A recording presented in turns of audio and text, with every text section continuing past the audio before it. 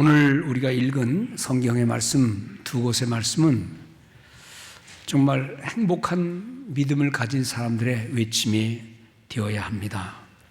시편 122편 1절부터 나오는 말씀 가운데 거기에 나오는 단어나 문장을 보면 여호와의 집에 올라가자 할 때에 참 기분이 좋았다. 여러분들의 모습이 되기를 바랍니다. 그리고 그 여호와의 전은 잘 짜여진 성읍과 같다. 그리고 여호와의 이름에 감사하는 삶을 살고 6절에 보면 평안함을 구하자. 예루살렘을 사랑하는 사람은 형통할 것입니다. 예루살렘에 왜 올라갑니까? 하나님의 전을 향한 성도의 하나님을 섬김의 모습인데, 오늘날 우리가 교회 갈 때에 참 기쁘다, 즐겁다 하는 마음을 갖고 오는 축복이 있기를 바랍니다. 내 가운데에 평안이 있고 형통함이 있을 것이고 평안함이 있고, 또 9절에 보면 내가 너를 위하여 복을 구하리로다.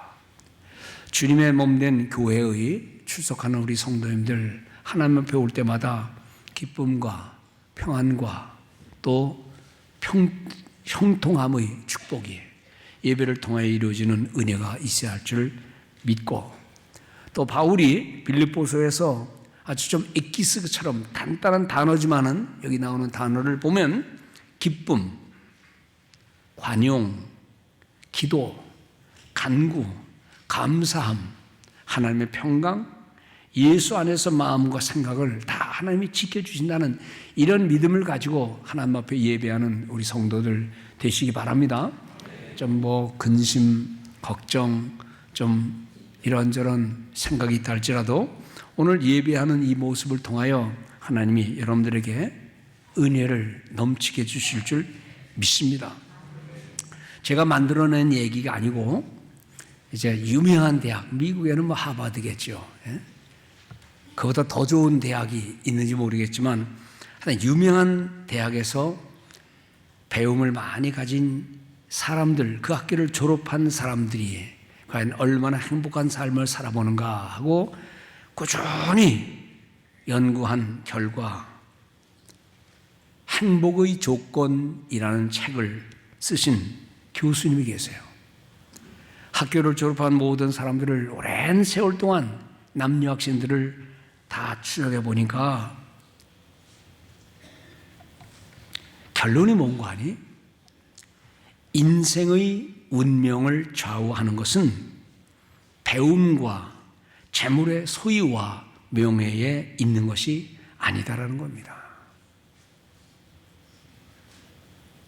어떻게 보면 여러분들은 그 학교를 졸업하지 않았기 때문에 그냥 그런가 보다 그럴지 모르지만 그 학교에 들어가는 목적이 뭐지요? 그 유명한 대학에서 졸업한 사람들이 갖고 싶은 마음의 소원이 뭐일까요? 어쨌든 그 이야기의 결론은 행복의 조건이라는 책에서 인생의 운명을 좌우하는 것은 부와 학벌과 명예가 아니다. 뭐가 그럼 중요하냐? 삶에서 가장 중요한 것은 관계라는 겁니다. 행복의 모든 결론은 사랑에 있다라는 사실이에요. 그런 거 보면 우리가 어떻게 보면 우리 젊은이들이 뭔가 빗나간 생각을 하고 그 학교에 또는 빗나간 생각을 하고 재물을 모으는지는 모르지만 관계성이라는 것. 그래서 거기에 나오는 가장 중요한 모습이 뭐냐 그럴 때 한 서너 가지로 4-5가지를 얘기하는데, 첫째는 좋은 관계를 가져라.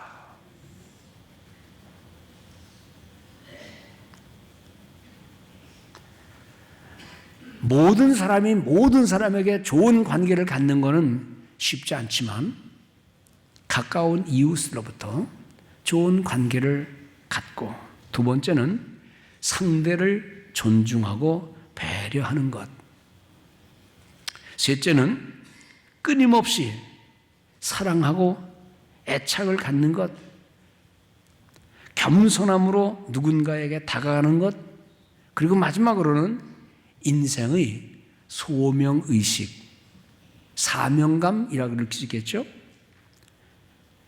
거기서 그 사명감은 장수와도 직결된다. 내가 살아야 할 이유를 찾자는 겁니다. 그 내용을 제가 이제 쭉 읽고, 다음 주일 설교를 이 본문을 찾아서 해야 되겠다 생각하고 성경 읽다가 하나님의 전에 올라가는 인생의 행복과 기쁨과 하나님을 찾는 성도들의 건강한 모습을 가만히 생각하다가 제가 주일날 저녁에 이제 설교 프레임을 대충 맞췄습니다. 저는 이제 주일 저녁에 주일날 예배드리고 회의하고 신방할 때 있으면 신방하고 일을 다 한 다음 저녁에 집에 앉아서 이제 다음 주일 우리 성도들에게 무슨 말씀을 줄까 늘 생각을 합니다. 그래서 주중에는 배량한 이런 일이 생길 수도 있고 주말에는 또 어떤 사건이 생기면 말씀을 준비하는 게 그게 쉽지 않기 때문에 주일날 잠자리에 들기 전이면 제가 대충 설교 말씀이 완윤곽이 나옵니다. 그거 가지고 이제 5일 동안 이리 생각도 하고 저렇게 생각도 해보고 말씀을 찾고 기도하는 가운데 말씀을 만들어 가는데 그 다음날 월요일날 제가 이제 오전에 누구 만날 일이 있어서 커피숍에서 만나서 상담을 하고 바로 그 옆에 공원이 있길래 제가 이제 공원을 갔어요. 1시간만 걸어야 되겠다. 그때가 한 오전 한 10시쯤 됐습니다. 그런데 10시쯤 되니까 공원에 개 들고 오는 사람들이 그렇게 많더라고요. 개판이에요, 개판. 근데 그날은요, 그 개를 들고 오는 사람들을 바라보면서 제가 생각이 바뀌었습니다. 그전에는 저는 개를 딱 보면 개 목걸이, 주인이 줄을 잡고 끌고 다니는 모습 보면 아이고 불쌍해라. 저 줄 끊어주면 얼마나 잘 뛰어놀 텐데 이리 뛰고 저리 뛰고 좋을 텐데 저 개 목걸이 때문에 개가 마음대로 다니지 못하는구나 이런 생각을 하고 있었는데 그때는 무슨 생각이 들었는지 설교 준비하다가 나와서 그랬는지 그 개 줄이 그렇게 행복하게 보이더라고요. 저거다. 저 주인과 개를 연결해주는 저 생명줄이다. 저거 끊어주면 개는 객사하거나 더 센 놈한테 물려 죽거나 또는 유혹받아 다른 데로 도망가게 되면 그런데 저 개 줄 저것 때문에 저놈들이 참 관계라는 거예요. 관계. 주인과 개의 관계를 이어주는 저 줄이 생명줄이다 라는 생각을 하면서 가만히 쳐다봤어요. 근데 조그만 개가요, 아주 조그만 놈이 지나가는 큰 개한테 막 짖더라고요. 근데 그걸 생각해 봤어요. 저거 왜 짖나? 만약에 줄이 없으면 달려가면 개한테 그냥 한 입에 물려 죽을 놈인데 주인이 붙잡고 있으니까 강항되고 나도 개다 이거예요. 나도 힘이 있다 이거예요. 아주 소리를 지르는 거 보고 제가 귀엽다는 생각이 들더라고요. 인간이 하나님과의 관계 속에서 이어지는 생명줄이 뭘까? 그걸 생각하면서 하나님과 연약한 인간을 이어주는 생명의 줄이 뭘까? 그 생각하면서 개를 좀 더 쳐다보니까 야, 저 개팔자가 상팔자로구나. 요즘 고양이는 상팔자가 아니라 임금팔자예요. 옛날에는 고생하는 사람 그러면 아유 개팔자, 고생하면 개고생. 미안합니다. 이 설교 시간에 개자가 나오는데 이게 옛날에는 이런 말 하면 불경건한 거지만 지금은 개가 상급이기 때문에 개 그래도 용서하시기 바랍니다. 주인과만 같이 있으면 개팔자는 상팔자다 그 말이에요. 저도 옛날에 개를 길러봤습니다. 개를 기르는 이유는 여러 가지가 있지만 첫 번째는 집 잘 지켜라, 도둑놈 막아라. 요즘 개 기르면서 고양이 기르면서 뭐 집 지켜라 하는 그런 사람 없어요. 그렇게 하면은요 그건 개를 학대하는 거예요. 그래서 CCTV를 켜놓고 우리 집 개를 누가 훔쳐가나, 우리 고양이 누가 훔쳐가나 그런 시대예요. 그리고 개나 고양이가 밥 못 먹을까 봐 CCTV 켜놓고 다 보고서 또 시간 되면 음식이 나오는 기계를 사가지고 다 주니까 그야말로 팔자에 개자 붙이면 야 저게 진짜로구나.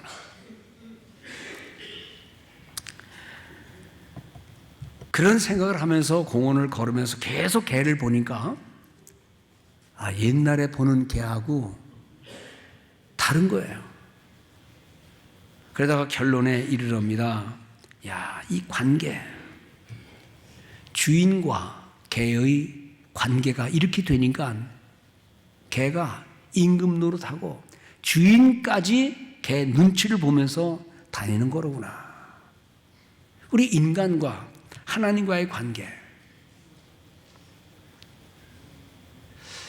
하나님의 곁을 어떻게든지 떠나려고만 하고 또 예배 시간에는 하나님을 찾는 것 같고 하나님의 손에 있는 것 같지만 교회당 나가면 직장 생활 속에서, 가정 생활 속에서, 인간 관계 속에서 하나님과의 관계는 아무렇게나 내놓는 그런 모습과는 다른 모습들. 가장 행복의 조건이 관계라 그랬는데, 그러면 우리 예수 믿는 성도들과 하나님과의 관계는, 그리고 이어서 나와 너라고 하는 인간과의 관계는 어떤 것인가? 시편 122편에 보면은요, 여호와의 집에 올라가자. 그럴 때에 우리가 기뻐하였도다. 여호와의 이름에 감사하라. 하나님을 사랑하는 자는 형통과 평안함이 있을 것이다 라는 이 놀라운 말씀을 가만히 생각하면서 현대인들이 구하려고 하는 이런 마음의 평안과 기쁨과 형통이 바로 하나님과의 관계에서 나와야 된다는 사실을 우리가 깊이 인식하고 그걸 인정한다면 예배, 하나님 앞에 우리가 나아가고 하나님을 경배하고 하나님 말씀에 귀를 기울이는 이 예배야말로 하나님이 제일 기뻐하시는, 하나님과 나를 이어주는 그런 아름다운 삶의 모습일 줄로 믿습니다. 이렇게 인간과 하나님과의 관계를 이어주는 성도의 삶을 살 때에 나와 너라고 하는 이웃과의 관계도 좋은 형통의 관계가 있어서 늘 기뻐하고 감사하고 나누며 사귀는 그런 삶이 되는 줄로 믿습니다. 예배의 모습. 여러분들은 여러분들이 드리는 이 한 시간의 예배를 어떻게 생각하고 있습니까? 하나님과의 관계를 느슨해졌던 것을 단단히 메고 떨어졌던 관계를 다시 회복하고, 그 떨어지는 이유는 뻔하지요. 하나님을 사랑하는 마음 없을 때에, 세상이 너무 나를 피곤하게 만들 때에, 내가 때로 허물진 죄가 있을 때에 하나님 앞에 나오는 것을 꺼려하면서 이 모든 것들을 다시 회복시키는 이 성도의 아름다운 모습, 예배를 사랑하고 예배를 통하여 하나님과 나와의 관계를 잘 회복만 된다면 모든 만사가 잘 되는 그런 축복이 있을 줄 믿습니다. 정말로 이 예배가 하나님 앞에 은혜가 되는 예배라고, 하나님과의 관계가 정말 소중한 것이라면 뒤늦게 예배에 참석한다든지 늘 일상적으로 늦는 것도 아무런 의식 없이 준비된 마음 없이 오는 그런 모습은 아마 없어야 되지 않겠나 생각을 합니다. 고린도후서 5장 20절에 제가 화면에 좀 준비 좀 시킵시오 그랬는데, 고린도후서 5장 20절에 나오는 말씀입니다. 다 같이 읽어봅시다. 시작. 그러므로 우리가 그리스도를 대신하여 사신이 여기 사신이라는 것은 엠베서더, 사신, 대사입니다. 다시 읽습니다. 처음부터. 그러므로 우리가 그리스도를 대신하여 사신이 되어 하나님이 우리를 통하여 너희를 권면하시는 것 같이 그리스도를 대신하여 권면하노니, 간청하노니. 자, 그리스도를 대신하여 내가 여러분들에게 간청합니다. 아버지를 대신해서 엄마가 자식에게 간청하고,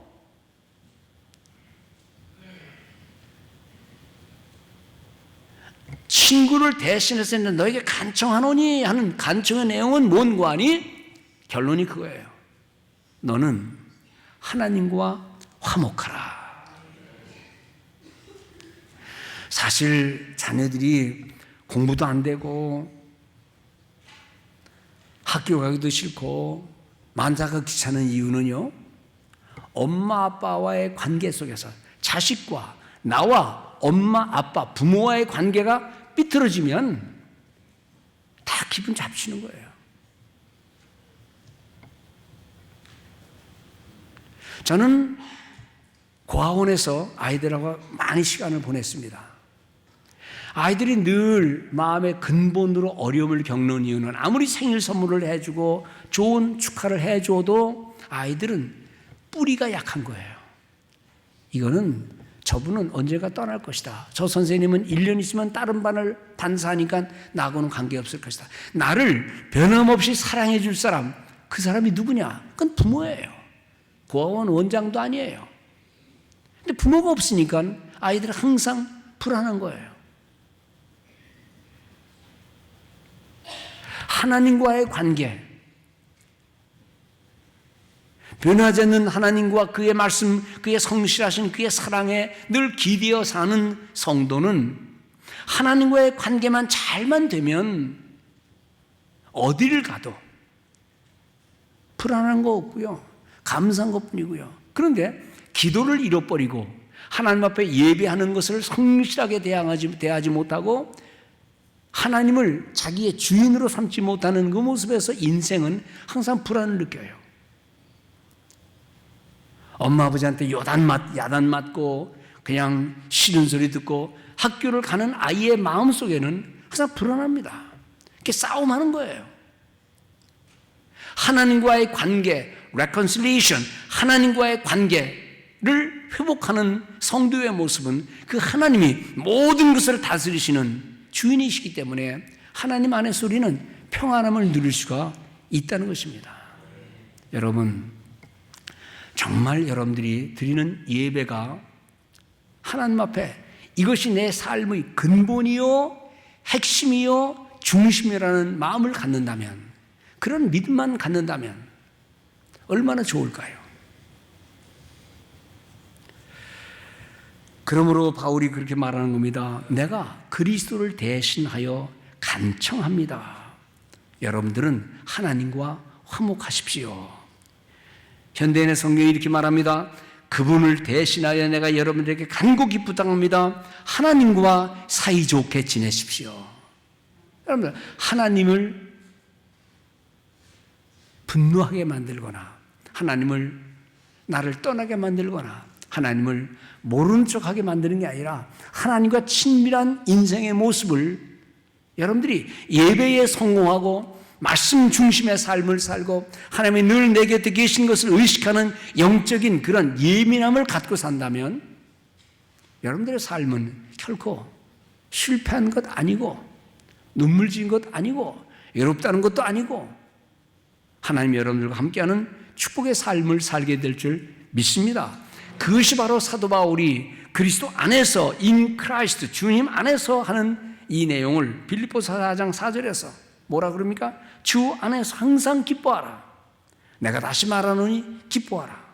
너희의 관용을, 너희의 부드러움과 용서와 넓은 마음을 사람들이 알게 하라. 왜냐하면 주님이 곁에 계시니까. 곧 오신다는 것은 미래적인 표현이 아닙니다. God is near. 주님은 내 곁에 계시다. 그러므로 아무것도 염려하지 말고 모든 일에 간구와 기도로 너희 구할 것을 감사한 마음으로 아뢰라. 그리하면 우리의 모든 이해력보다 더 많은 이해력을 가지신 하나님의 평강이 그리스도 예수 안에서 너희의 마음과 생각을 지키시리라. 이 은혜를 사모하는 성도들 되시기 바랍니다. 지난 수요일 날과 또 새벽기도 시간에 제가 잠깐 말씀드린 내용 가운데 누가복음 13장에 있는 내용입니다. 주님이 예루살렘으로 복음을 전달하러 가시는데 사람들이 모여들었습니다. 주님은 천국에 대한 얘기를 하셨습니다. 사람들이 묻습니다. 주님, 천국에 들어가는 사람이 많을까요? 적을까요? 얼마나 많은 사람이 천국에 들어가겠습니까? 라고 말하니, 물으니까 주님 말씀하시기를 좁은 문으로 들어가라. 마태복음에는 넓은 문은 찾는 사람들이 많다. 그런데 그 끝은 죽음이다. 그러나 좁은 문으로 가라. 좁은 문으로 가는 것은 거기에는 생명이 있다. 그러면서 하시는 말씀이 사람들이 그 길을 가려고 해도 잘 안 간다. 그 길은 어딘가로 통하는 큰 문이 있는데 그게 문으로 들어가는 것이다. 그러면서 요한복음에는 내가 곧 길이다. 내가 곧 문이다. 라고 말씀하셨어요. 그런데 그 문이 특징이 뭐냐 그러면 한 번 딱 닫히면 열리지 않는다. 천국을 얘기하시는 거예요. 한 번 닫히면 열리지 않는다. 그리로 들어가기를 원하는 사람이 많을 것이다. 그런데 거기는 한 번 닫히면 들어오지 못한다. 그때 사람들이 밖에서 문을 두드리면서 주여 문 열어주세요. 나는 주님과 함께 있었습니다. 주님과 함께 밥도 먹었습니다. 주님 말씀을 들은 적도 있습니다. 그러니 열어주세요. 그럴 때 주님 뭐라는 거 아니? 나는 너희를 모른다 그랬습니다. 여러분들 주님과 함께 밥도 먹고 주님과 함께 같이 있었고 주님 말씀을 듣기도 했대요. 그런데 주님이 문 닫아놓고 문 열어주지 않고 나는 너희를 모른다 라고 말씀하셨대요. 이게 뭘 의미합니까? 오늘날 이 말씀이 오늘 교회에 오기는 오지만 말씀을 듣기는 듣지만 아니 같이 밥도 먹기는 먹지만 이 다음 천국에서 주님이 나는 너와 관계없다 라고 말한다면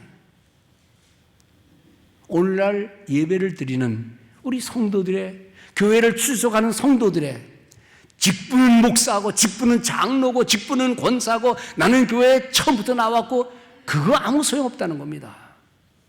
얼마나 많은 사람들이 자리에 앉아 있습니까? 얼마나 많은 사람이 듣고 있습니까? 얼마나 많은 사람이 같이 밥도 먹습니까? 그런데 아니라는 거예요. 이거는요 그냥 지나가는 말로 들을 게 아니라 우리가 현대인들이 귀담아 들어야 할 주여 이거 혹시 나보고 하는 말 아닙니까? 라는 그런 마음을 가져야 될 거예요. 짐승들은요 잘해주면 좋아합니다. 밥 주면 좋아합니다. 그런데 훈련시키려고 그러면 안 됩니다. 근데 성도의 특징은 편안한 삶, 안락한 삶을 사는 게 아니라 하늘로 오는 평강이라는 것은 이 세상의 물질과 관계된 게 아니에요. 이름과 관계된 것도 아니에요. 차라리 성도는 좁은 길, 고난의 길을 간다 할지라도 그것이 바른 길이니까 거기에 구원의 길이 있으니까 거기서만이 하나님을 발견할 수 있기 때문에 때로는 금식도 하고 때로는 고난의 길을 가면서도 이 길을 가는 겁니다. 얼마나 많은 사람들이 하나님의 사랑과는 관계없이 헌신과는 관계없이 하나님이 원하시는 게 아니라 자기 충족된 마음을 가지고 하나님 앞에 나오는 일들이 얼마나 많습니까? 그래서 말씀과 딱 비유게 보면 아니에요. 주일 범하는 걸 아주 우습게 알고 하나님 앞에 나와 진심으로 고백하는 것, 회개하는 것 우습게 알고 자기 중심을 가지고 그냥 교회는 다니는 거예요. 신자의 모습, 교인의 모습은 있지만 하나님이 원하시는 그 모습은 과연 얼마나 있는가? 오늘 이 자리에 계신 여러분들 제가 무슨 책망이나 꾸짖는 그런 말이 아니라 우리를 교훈하시는 하나님 말씀에 귀를 기울이면서 어차피 인생은 제한되어 있습니다. 조만간 세상을 떠날 사람들이고 조만간 천국에 들어갈 그런 모습들인데 하나님, 내 삶을 돌아보면서 후회하지 않는 인생 되게 하여 주옵소서. 물건도 뭐 마시려고 그러면 이거 마시는 것도요, 유효기간이 있어요. 시간 딱 지나면 먹어서는 안 되는 거예요. 가서도 들어갈 수도 없어요. 인생이 다 그런 삶을 사는 것인데 무슨 자기는 누구 치맛자락 붙잡고 천국 갑니까? 돈 내보면서 천국 갑니까? 나는 이런 학벌이 있습니다. 그거 가지고 갑니까? 아니에요. 그것은 이 세상 잠시 사는 동안 좀 편안해 보자고 하는 그런 수단이지, 천국을 향해 가는 티켓은 안 된다는 거예요.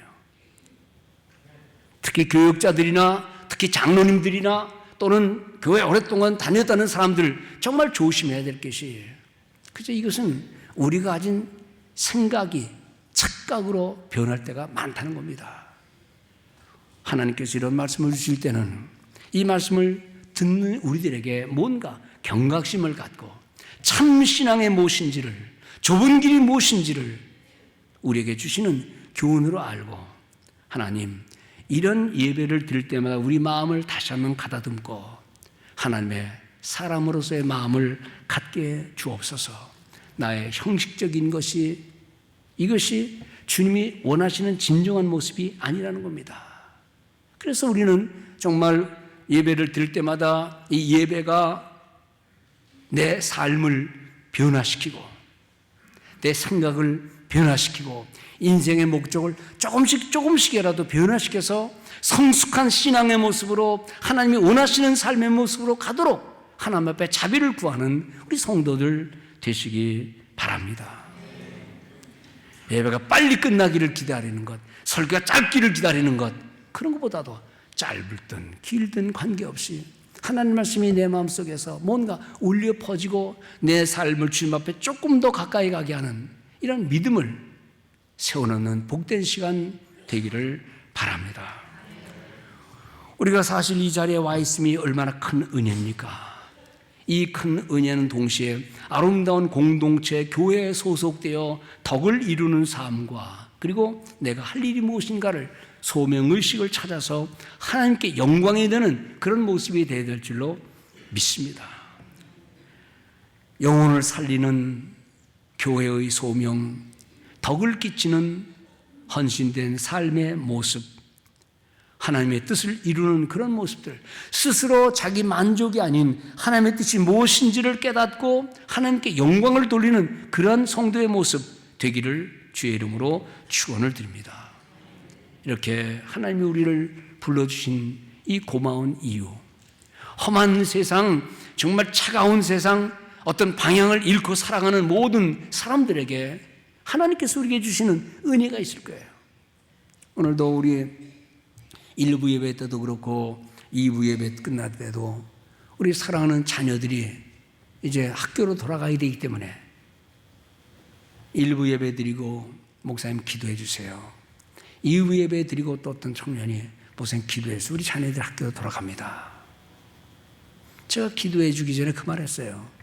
얘들아, 대학이라고 하는 것은 옛날에는 말이야, 유니버시티 아니야. 온 우주적인 깨달음을 갖고 인생의 큰 길을 가는 것인데 요즘 대학은 잡 헌팅 하는 곳이야. 예? 좋은 스승 만나서 인생을 배우고 좋은 관계를 만들고 이 대학을 졸업한 후에도 그분들과 깊은 인간 관계를 맺고 그 관계 속에서 너희들에게 복된 길이 열려져야 되는데 요즘은 다 그냥 직장 찾아주는 그런 곳이 되니 너희들 생각을 잘하고 대학이라는 것은 큰 거를 배우는 것이다. 인생의 큰 길을 배우는 것인데 지금 그런 대학은 없어. 그러니 신앙생활 잘해야 되고 주변에 있는 교회 열심히 가고 많은 학문과 함께 그리고 네 전문적인 교육과 함께 신앙의 길을 터득해야 된다라고 얘기하고 또 이제 직업에 대한 얘기도 좀 제가 해줬어요. 여러분들, 우리가 예수를 믿는 이유는 물질의 축복과 이 세상의 성공과 나의 육신의 건강, 여러분 이거 다 없어지는 거예요. 조금 있으면 다 없어져요. 이건 기댈 게 아니에요. 잠시 있는 동안 편리한 삶을 살자는 것이죠. 그런데 그 편리함도 오히려 그것이 나를 망치는 지름길이 될 수 있어요. 건강해야 뭐합니까? 물질 쓰면 뭐합니까? 누가 그러더라고요. 돈 쓰는 재미에 여기저기 놀러 간대. 선한 일을 할 생각 안 하고 그저 나가서 놀 때는 실컷 쓰고 나머지 짜투리 가지고 하나님 받으세요 라고 하는 그 모습 가지고 하나님이 그것을 받으실 것인가? 인생의 소중한 시간과 가장 아름다운 시간과 엑기스적인 것들, 그런 것들을 주님과 교통하고 교제하면서 살아갈 때 하나님이 그것을 받으시는데 우리는 과연 내 가장 소중한 삶의, 마음의, 정성의, 기도의 모습을 가지고 살아가는 것을 돌아보면서 하나님을 아주 깊이 알아가고 신앙의 진지한 모습 가지고 하나님 앞에 충성하고 하나님을 믿는 믿음의 길로 나가는 우리 모든 성도들 되시기를 바랍니다. 정말 하나님을 귀히 여기는, 정말 말씀이 중심이라는 삶을 살아가는 성도라면 1년 내내 집에서 교회를 오가면서도 자식이 교회 안 가는 거에 대해서 말 한마디 하지 않고, 자식들이 세상에 가는 거에 대해서 말 한마디 하지 않고, 그리고 주여, 주님은 내 인생의 전부입니다 라고 말하면 주님 그러실 거예요. 거짓말 하지 마라.